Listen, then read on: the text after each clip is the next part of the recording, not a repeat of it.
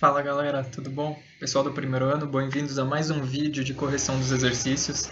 Vamos fazer agora a correção dos exercícios da página 261 e 262, né, os exercícios sobre as aulas 12 e 13, propriedades periódicas.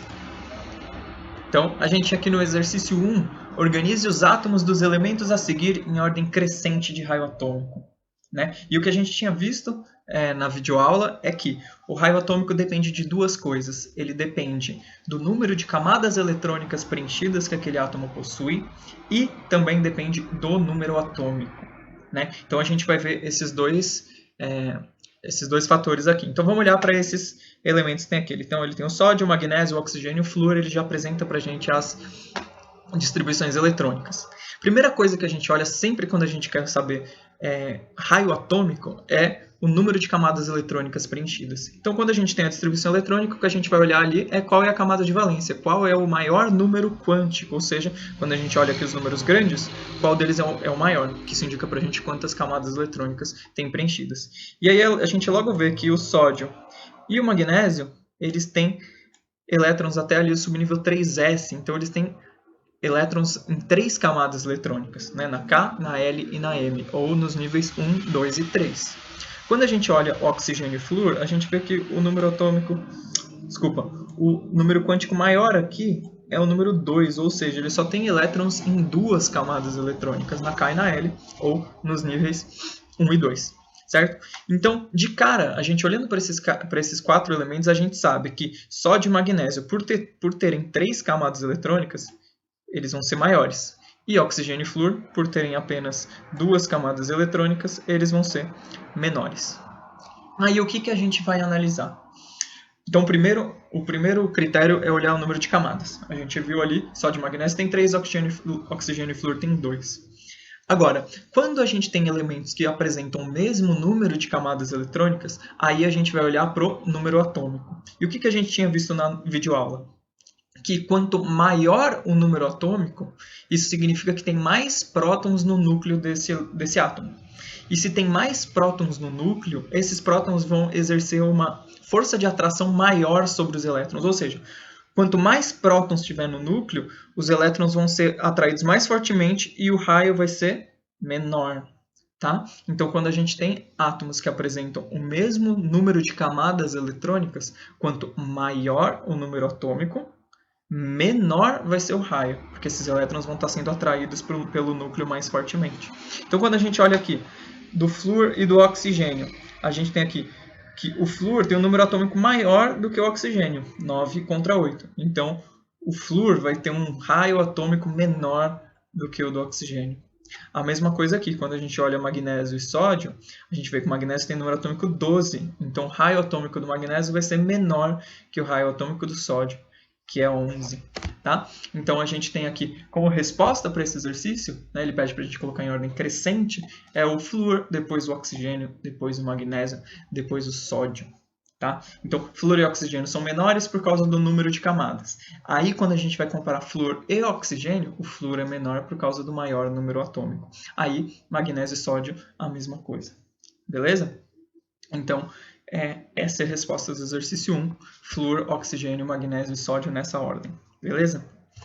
Agora vamos lá para o exercício 2. Ele apresenta para a gente agora aqui os íons, né? Sabendo que o Na+, o MEg2+, o O2- e o F- são espécies isoeletrônicas, ou seja, têm o mesmo número de elétrons, organize-as em ordem crescente de raio atômico.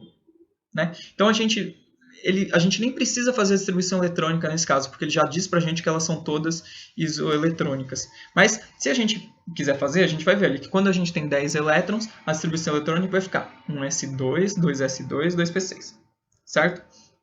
Agora, se todos eles têm o mesmo número de elétrons, eles estão distribuídos da mesma forma, não tem o critério, nesse caso, o critério do número de camadas, porque todos eles são iguais. Né? Então, qual o critério que a gente vai usar para comparar o raio atômico desses 4 elementos, ou desses 4 íons, no caso?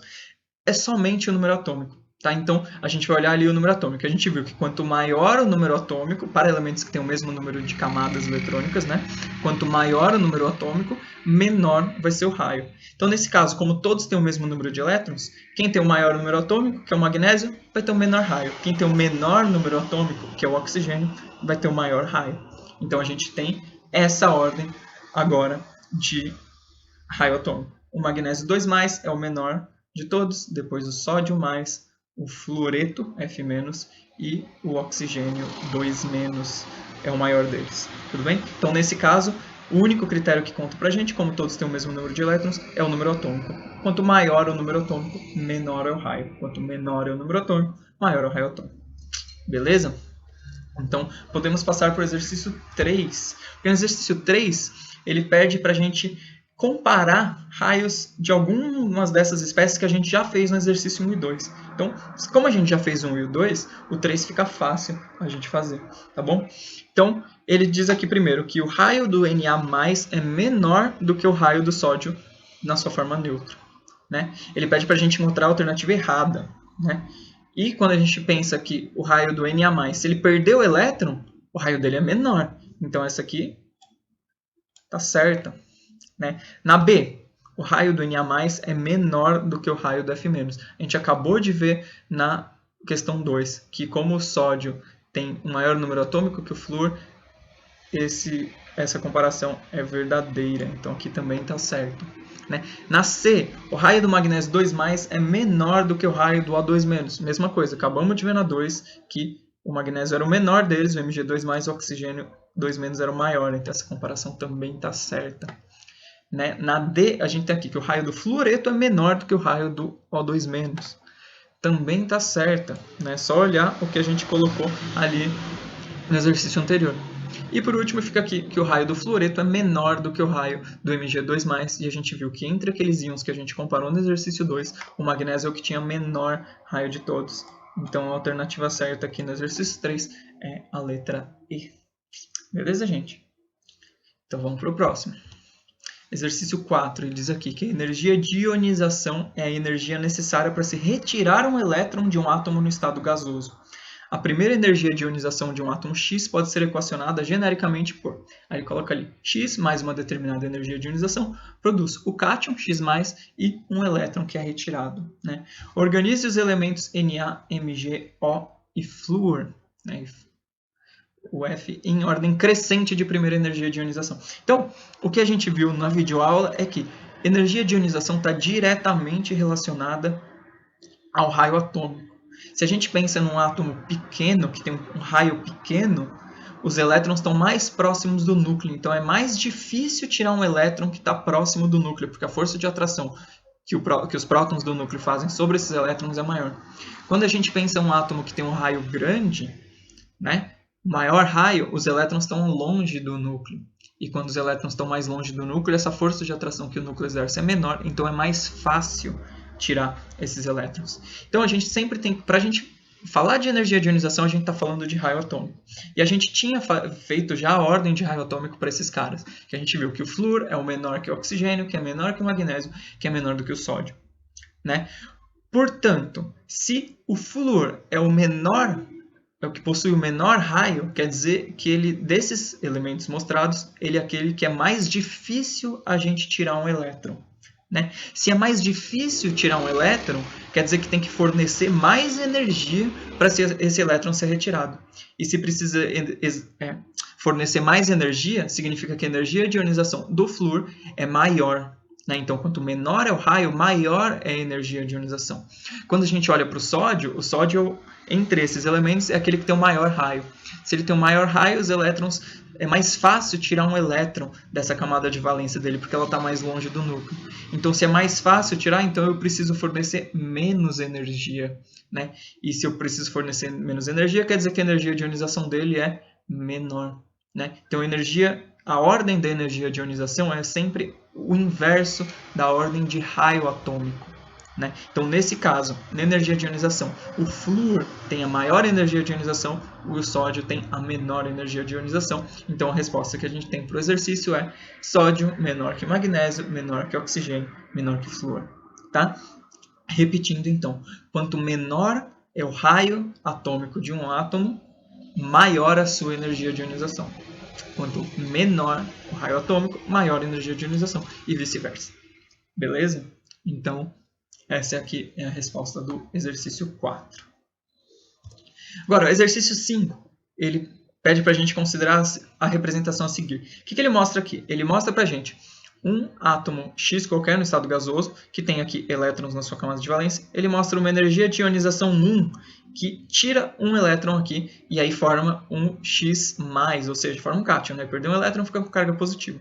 Aí ele mostra aqui uma energia de ionização 2, que vai tirar um outro elétron e formar o X2+. E aí ele mostra aqui uma terceira energia de ionização, que tiraria mais um elétron e formaria então o X3+.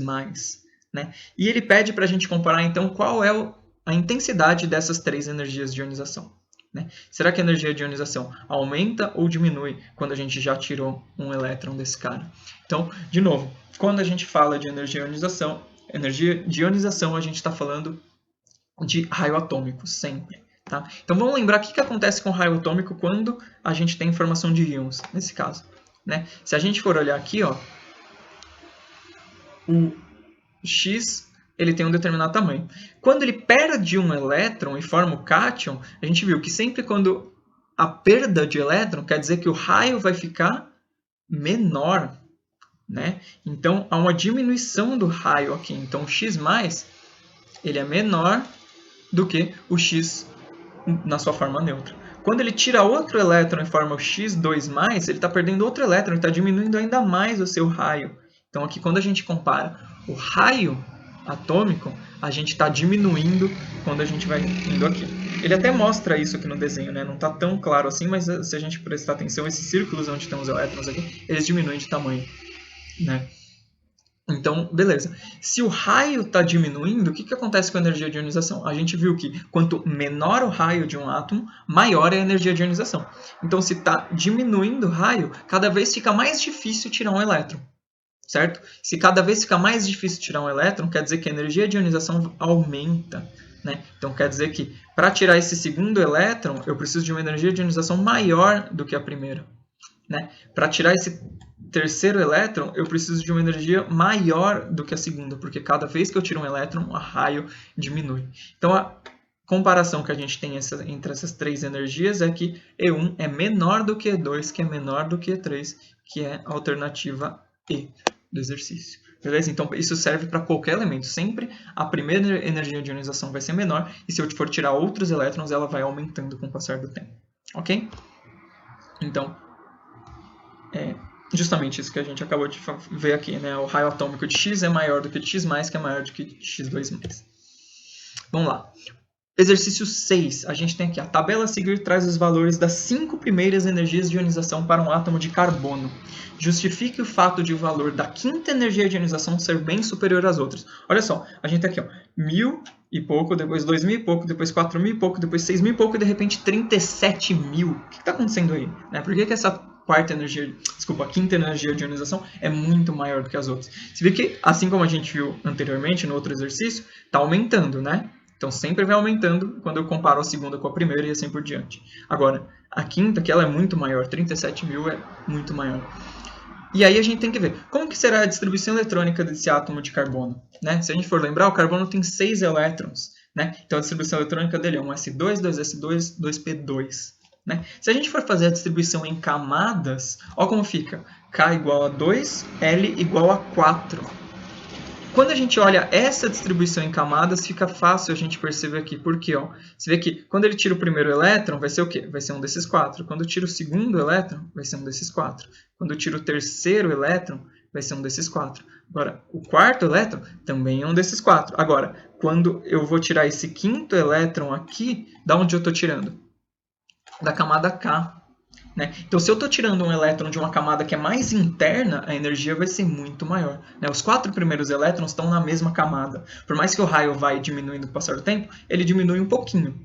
Né? Então, a energia vai ser um pouco maior. Agora, quando eu vou pensar que acabou uma camada e eu vou pegar elétron de uma camada mais interna, agora a energia para eu conseguir tirar um elétron dessa outra camada é muito menor. Desculpa, a energia é muito maior porque o raio é bem menor.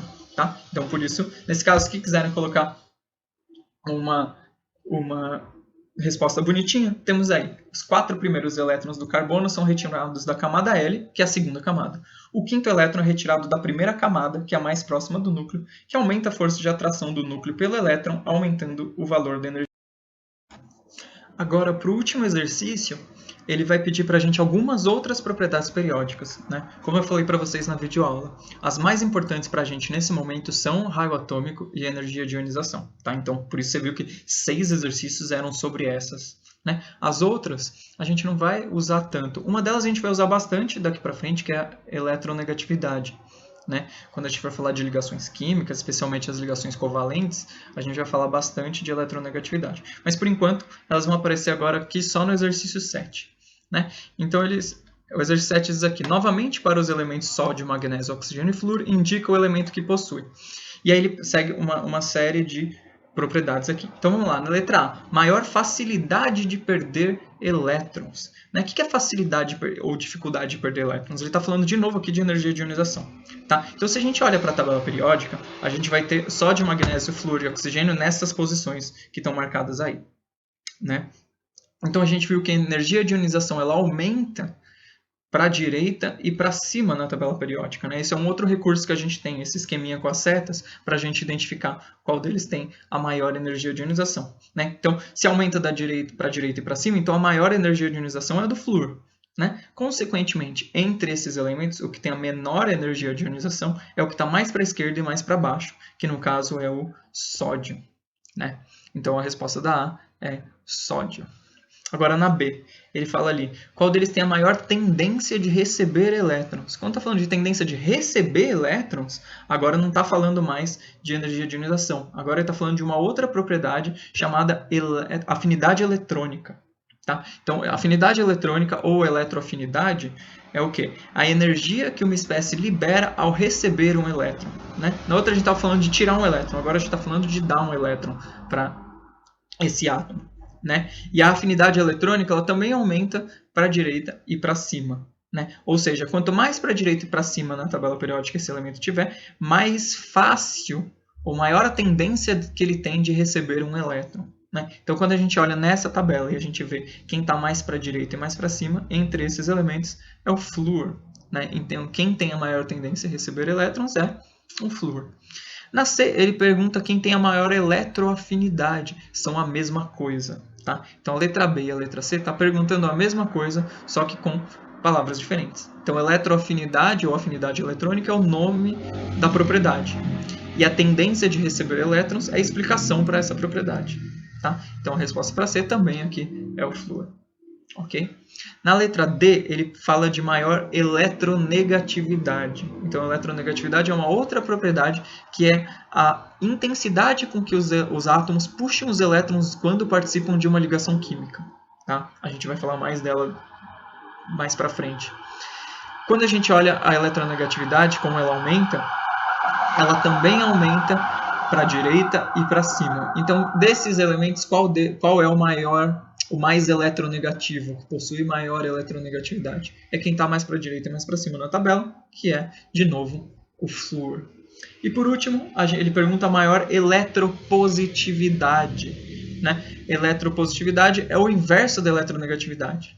Né? Então, a eletronegatividade aumenta para a direita e para cima, eletropositividade aumenta para a esquerda e para baixo. Né? Então, desses 4 elementos, o que possui maior eletropositividade é aquele que está mais à esquerda e mais para baixo na tabela periódica, que é o sódio.